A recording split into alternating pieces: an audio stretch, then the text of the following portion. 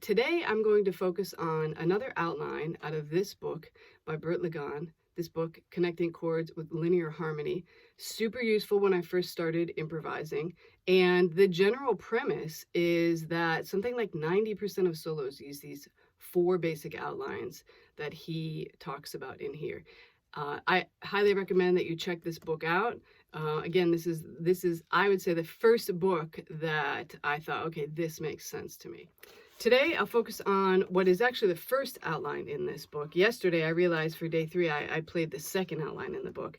So I'll do the first outline. It's a simple pattern. We're going to start on the 3 of the 2 chord. So we just start on the 3. We descend down until we hit the 3 of the tonic. And then I will play one of the excerpts, one of the licks that he pulled from a solo.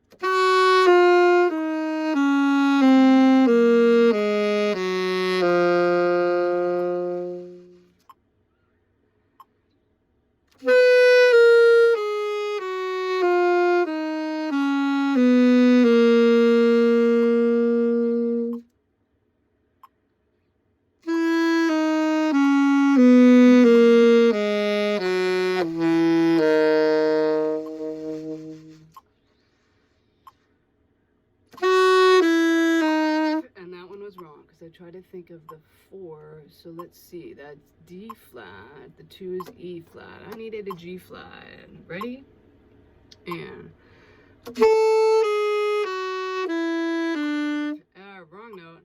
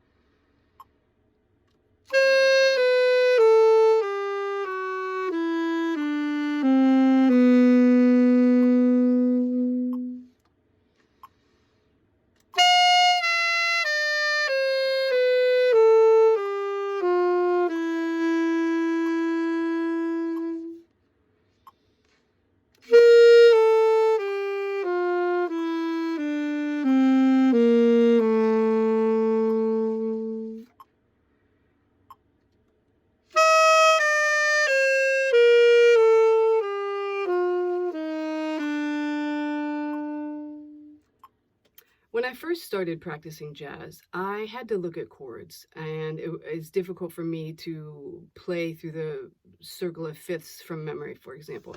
So I use iReal Pro, and I still use that now. And what I did was I downloaded a PDF of the 2-5-1 major keys. And, you'll see here for the flat keys. Flats are tough for me still sometimes, so I wrote this 2-5 out in sharps.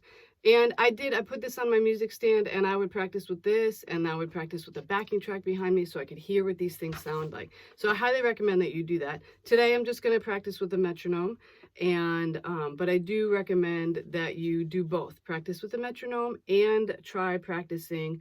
If you need to look at things, that's totally fine, okay?